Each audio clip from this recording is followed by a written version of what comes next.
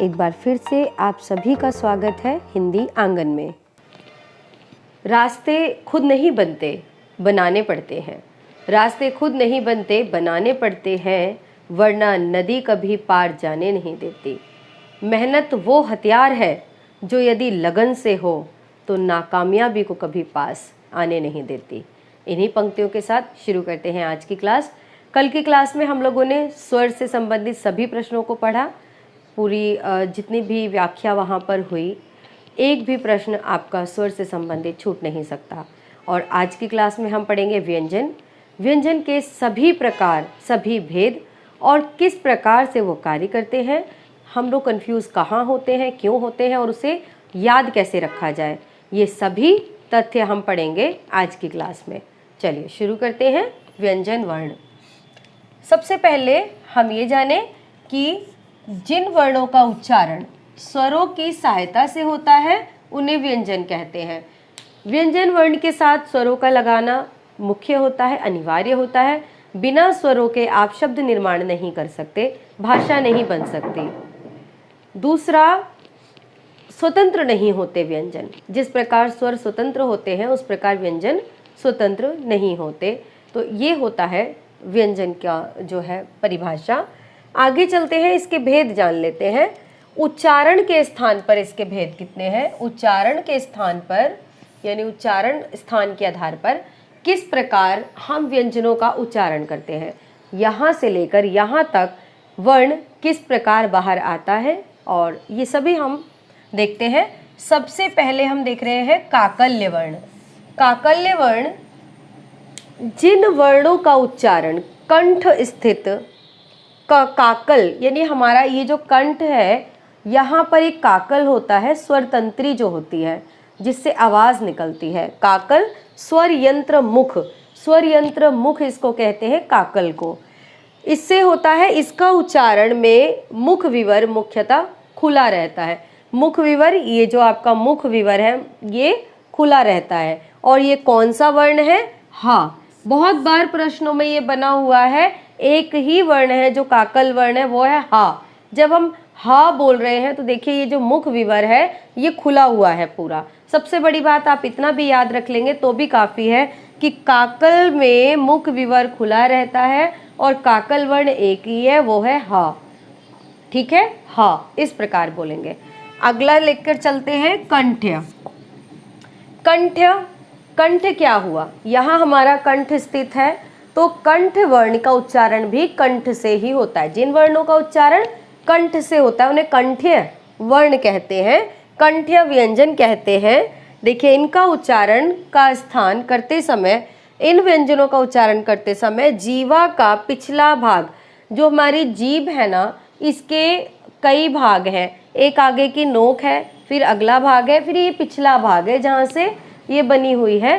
तो ये जो जीवा का जो पिछला भाग है ये तालु को स्पर्श करता है। जैसे का बोलेंगे, क। देखिए मान लीजिए ये हमारी जीवा है, ठीक है, तो इसका ये वाला जो भाग है, ये वाला भाग ये कहाँ स्पर्श करेगा? यहाँ हमारा जो ये होता है मुख का स्थान तालु, तो ये यहाँ से यहाँ टच करेगा। ठीक है, ये तालु को टच करेगा। हमें आगे से कोई लेना देना नहीं है। ये पिछला भाग है जीवा का, ठीक है, ये अग्रभाग है और ये नोक है। इस प्रकार हमारी जीवा है और ये हमारा तालु है। अभी हम दंते पर आएंगे तब उसके विषय में भी बताएंगे। ये तालु हो गया और ये जो जीवा का पिछला भाग है ये तालु को स्पर्श कर रहा है तालव्य वर्ण के समय में। तो देखिए क, ख, ग, घ, ये चार वर्ण ऐसे हैं जिनको बोलते समय हमारी जो जीवा का पिछला भाग है वो तालु को स्पर्श करता है, इस कारण इसको कंठ्य वर्ण कहते हैं। अगला देखते हैं तालव्य व्यंजन। तालव्य व्यंजन, जैसा कि कंठ से थोड़ा सा ऊपर आ जाएंगे अब हम, है ना। उच्चारण करते समय जीवा अग्र कठोर तालु को स्पर्श करता है। जैसे ये वाले वर्ण आपको ध्यान रखने होंगे। ये तो हम लोग पढ़ते हैं, कभी कभी परिभाषा भी पूछ ली जाती है तो हमें पता होना चाहिए, लेकिन समझने के लिए हम इसको पढ़ रहे हैं। ये वर्णों को याद रखना बहुत इंपॉर्टेंट है। इनको याद रखना कैसे? च, छ, ज, झ, य और श, ये दोनों भी इसके अंतर्गत आते हैं।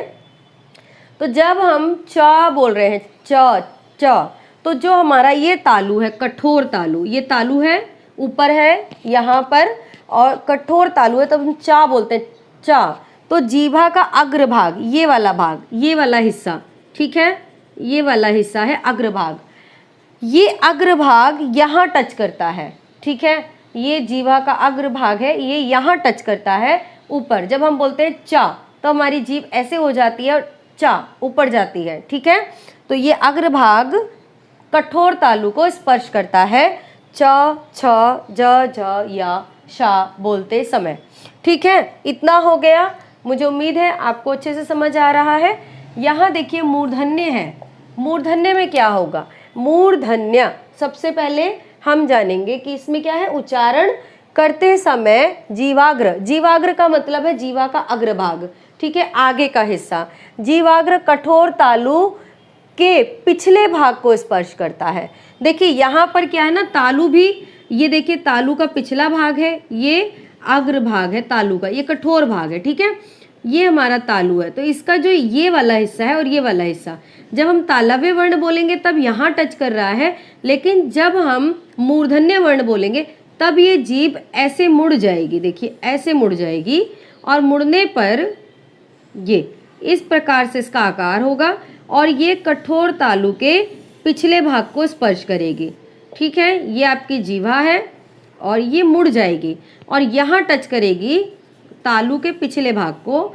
और जब हम ये हो गया मूर्धा, ठीक है, मूर्धन्य वर्ण बोलने के लिए यहाँ पर हो गया। और हम जो तालु बोल रहे थे उसमें क्या था, जीभा ऐसे आती है, हल्के से ऐसे मुड़ जाती है और ये जो तालु है इसको स्पर्श कर लेती है, ठीक है, इसको स्पर्श करती है। यहाँ स्पर्श नहीं करेगी, सिर्फ यहाँ स्पर्श करेगी अग्रभाग में। और यहाँ भी जीभा का अग्रभाग मुड़ करके स्पर्श होता है। आप उच्चारण करके भी देख सकते हैं, टा, देखिए ऐसे मुड़ गई है हमारी जीभ, ऐसे है, ऐसे मुड़ गई, टा, ठा, डा, ढ।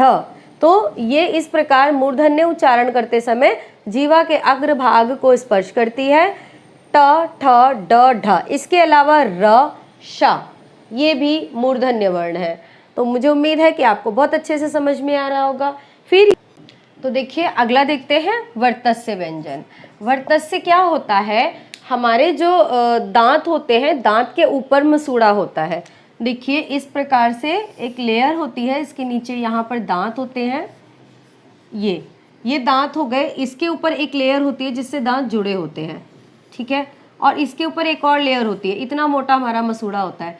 तो यहाँ वाली लेयर पर जहाँ दांत जुड़े हुए होते हैं इसको कहते हैं वर्तस्य, ठीक है। ये दांत जो हमारे जुड़े हुए हैं इस वाली लेयर को कहते हैं वर्तस्य। और ये वाली लेयर, इस पर टच होती है हमारी जीवा, जीवा की नोक। देखिए कहा है जीवानीक, जीवानीक का मतलब हुआ जीवा की नोक, जो बिल्कुल नोक है उसको जब आप बोलेंगे न, ये होता है ल, र, ज, ड़, ड और ड़, और न भी यहाँ पर आएगा, न भी रहेगा। ये सभी वर्ण जीवानीक जो होती है हमारी यहाँ पे टच करती है, ठीक है, यहाँ पे टच करती है। आप वर्ण को बोलकर देखिएगा, ला, ला, तो दांत के ऊपर यहाँ पे जहाँ पे दांत हमारे जुड़े हुए हैं इस लेयर को टच कर रही है। तो ये वर्तस्य व्यंजन होते हैं, ला, र, ज, ड, ढ़ और न। चलिए अगले की तरफ चलते हैं, दंत्य। अब यहाँ पर हो गया दंत्य। तो दंत्य से आपको समझ आ ही रहा है कि वर्तस्य में तो मसूड़े पर टच किया था, लेकिन दंत्य में क्या होगा, दांतों पर जीभ लगेगी, ठीक है। जीवानीक यानी जीभ की जो नोक है वो दांतों को स्पर्श करेगी, ऊपरी दांत की पंक्ति का स्पर्श करती है, ठीक है। ये नहीं कि बिल्कुल दांतों के बीच में आ जाएगी, दांत जहां से शुरू होता है उस वाली पंक्ति को स्पर्श करती है। त, थ, द, ध, न, जा, मतलब ऊपरी दांत को स्पर्श करने का अर्थ है कि नीचे भी होते हैं दांत, लेकिन नीचे वाले दांतों से मतलब नहीं है। जब हम ये बोलेंगे दंत्य वर्ण तो इन वाले दांतों को, ठीक है, ऊपर वाले जो हमारे दांत हैं इनको स्पर्श करती है। ये वाले जो दांत है ऊपर, इसको स्पर्श करती है। आप लोग बोल के देखिएगा, त, थ, द, ध, न, तो दांतों को स्पर्श करती है, तो दंत्य हो गया। और सा भी इसी में आता है, ध्यान रखने योग्य बात है।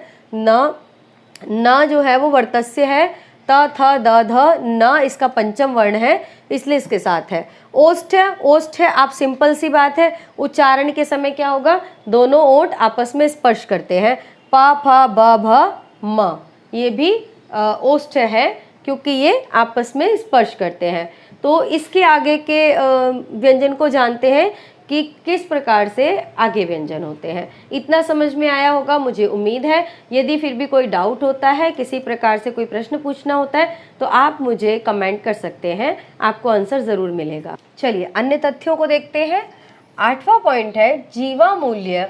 जीवा मूल्य कौन से वर्ण होते हैं, जीवा का मूल भाग। मैंने आपको बताया जीवा का मूल भाग क्या है, जहाँ से जीवा शुरू हुई है या जुड़ी हुई है। मूल भाग तालु के पिछले, तालु हमारा क्या है, ये तालु है और ये हमारी जीवा है, और इसका जो ये भाग है ये पिछला वाला, ठीक है, यहाँ जीवा मूल है, ये जुड़ी हुई है, और इसका भाग पिछले तालु के भाग से हल्का सा स्पर्श करता है। वहाँ क्या था, पूर्णतया स्पर्श करता था, और यहाँ क्या होगा, हल्का सा स्पर्श करेगा। तो ये क्या, कौन से वर्ण है, देखिए यहाँ पर एक बिंदी है जिसको नुक्ता कहते हैं, ठीक है, क के नीचे नुक्ता है, ख के नीचे भी है बिंदी और ग के नीचे भी है। ये 3 ही वर्ण हैं जिनको हम कहेंगे जीवा मूल्य वर्ण, ठीक है। ये जीवा मूल्य वर्ण कौन से हैं, ये अरबी से उर्दू में आए हैं, अरबी भाषा से उर्दू में आए और फिर उर्दू से हिंदी में इनका प्रयोग होता है। जैसे आप प्रयोग करते हैं खत, ठीक है, खत, और कागज, कागज, बाजार, तो ये 3 मिलेंगे आपको बस जीवा मूल्य में, इतना याद रखना जरूरी है। अगले चलते हैं दंत्योष्ठ की तरफ। दंत्योष्ठ यानी दंत धन ओष्ठ, दंत धन ओष्ठ, ठीक है। उच्चारण के समय दांत तथा ओठों दोनों के सहयोग से इनका उच्चारण होता है, और ये 2 हैं। अधिकतर आपसे ये वाला पूछा जाता है, बहुत बार प्रश्न बनता है, और ये वाला तो बहुत ही बार प्रश्न बना हुआ है। तो व और फ दंत्योष्ठ है। ह क्या था, काकल्य था, ह एक वर्ण है जो काकल्य था। ये 3 वर्ण है जीवा मूल्य है, व और फ दंत्योष्ठ है, ये याद कर लीजिएगा। और इसके अलावा दूसरा यहाँ पर हम बात करते हैं, अब प्रयत्न के आधार पर देख लेते हैं। अभी तक हम देख रहे थे उच्चारण के आधार पर, अब प्रयत्न। प्रयत्न का मतलब होता है जब हम वर्णों को बोल रहे हैं तो कितना प्रयत्न हमें लगाना पड़ रहा है, कितनी वायु किस प्रकार से बाहर निकल रही है, ये प्रयत्न होता है। इसके आधार पर देख लेते हैं। पहला है स्पर्श व्यंजन, ठीक है, पहला क्या है, स्पर्श व्यंजन है पहला। और स्पर्श व्यंजन में हमें क्या पढ़ना है, ये व्यंजन कंठ, तालु, मूर्धा, दंत्य, ओष्ठ, ठीक है, कंठ, तालु, मूर्धा, दंत्य, ओष्ठ, 5 जगह हो गई। आदि से स्पर्श करके निकलते हैं, इनकी संख्या 25 है। बहुत बार पूछे गए प्रश्न हैं ये, बहुत ध्यान से आप लोग नोट भी कर सकते हैं, इनको स्क्रीनशॉट भी ले सकते हैं, पर ये बहुत महत्वपूर्ण क्लास है आपके लिए। इनकी संख्या 25 होती है, ठीक है, 25 होती है। इनको वर्गों में बांटा गया है। पहला वर्ग है इसका क वर्ग, क वर्ग में क ख ग घ ण, फिर है दूसरा वर्ग च वर्ग, च वर्ग में च छ ज झ ण और ट वर्ग हो गया, तीसरा वर्ग हो गया। और तीसरे वर्ग में है ट ठ ड ढ ण, और चौथे वर्ग में है त वर्ग, ठीक है, चौथे वर्ग का नाम है ता वर्ग। ये इनका नामकरण है, ये नाम से पुकारे जा रहे हैं। जैसे कि हमारे यहाँ स्कूल में कोई ग्रुप बना देते हैं और उसका जो लीडर होता है या ग्रुप का कोई नाम होता है, उस प्रकार से हम ता वर्ग, पा वर्ग, इस तरह से ये पहचानते हैं। ता था द ध न, प वर्ग 5वां हो गया हमारे पास, पा वर्ग, और प फ ब भ म। इस प्रकार देखिए 5 पंक्तियां हैं और एक एक पंक्ति में 5-5 वर्ण हैं, सारे मिला के 25 हो गए। अगला आ जाते हैं, अगला है स्पर्श संघर्षी। स्पर्श संघर्षी क्या है, देखिए जैसे कि नाम से प्रतीत हो रहा है संघर्ष, तो कहीं ना कहीं संघर्ष से संबंधित है। स्पर्श तो आप समझ ही गए कि यहाँ से लेकर यहाँ तक 5 स्थान होते हैं और कहीं ना कहीं स्पर्श करके निकलेगा, इसलिए स्पर्शी हो गया। संघर्षी क्या है, उच्चारण में कोई 2 वागांग, वागांग का मतलब हो गया वागंग होगा, यहाँ पे अकी मात्रा नहीं आएगी, कोई दो वागंग यानी वाक अंग, बोलने के हमारे जो अंग होते हैं उनमें एक दूसरे को स्पर्श करके बाहर निकलने वाली प्रश्वास, यानी एक दूसरे को स्पर्श कर रहे हैं और जब बाहर निकल रही है जो वायु, उस वायु में बाधा उत्पन्न करते हैं। ठीक है, वायु में बाधा उत्पन्न करते हैं जिसके कारण उन्हें निकलने के लिए कुछ संघर्ष करना पड़ता है, थोड़ी सी मेहनत करनी पड़ती है और इसीलिए इनको स्पर्श संघर्षी कहते हैं। और ये वर्ण क्या है?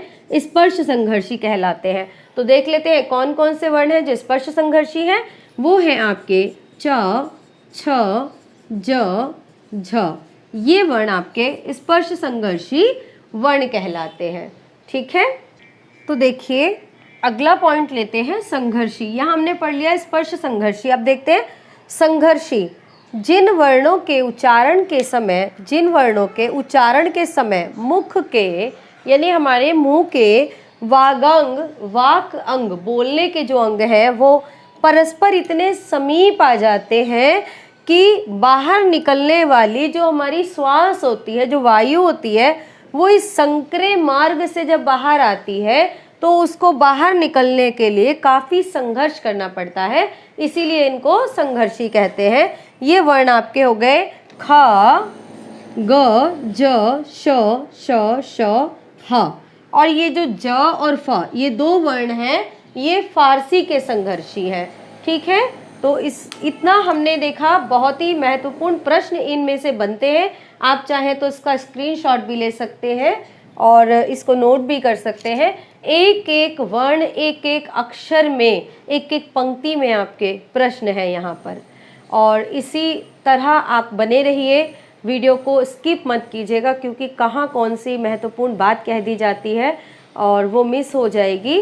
और आप चैनल को देखते हैं तो कृपया करके लाइक करें और हमारा सहयोग करें, तो हमें भी अच्छा लगेगा और इसी तरह आगे वीडियो लेकर आएंगे क्योंकि आपके सहयोग से ही मनोबल बढ़ता है। मेहनत जो हम करते हैं वो रंग लाती है। तो सहयोग करते रहें, बने रहें हमारी वीडियो के साथ। इसी तरह हम आगे बढ़ेंगे और बहुत सारे प्रश्नों को लेकर आएंगे।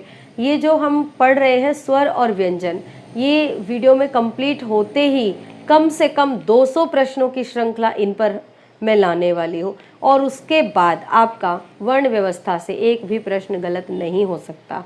लेकिन मेहनत मेरे साथ साथ आपको भी करनी है ना, क्योंकि मेहनत ऐसा हथियार है जो कभी नाकामयाब को पास आने नहीं देता। ठीक है, सफलता के लिए मेहनत करते रहिए, पढ़ते रहिए, आगे बढ़ते रहिए और चैनल को सहयोग करते रहिए, आगे बढ़ाते रहिए। धन्यवाद।